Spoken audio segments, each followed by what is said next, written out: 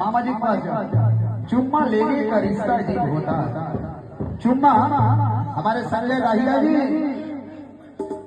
संजय दाहिया जी के पे आप भी मंच पर आ जाए। जोरदार ताली हमारे मामा जी के लिए। लेकिन मामा जी अरे इधर ध्यान दीजिए। चूमे के मन तो नहीं करते कहा, लेकिन भाई साहब चुम्मा लेने का रिश्ता अजीब होता है। चुम्मा लेने का रिश्ता अजीब होता है। मोहब्बत से बन जाए बात तब तो ठीक है, नहीं तो माँ का संसार नंबर नसीब नसीब होता है।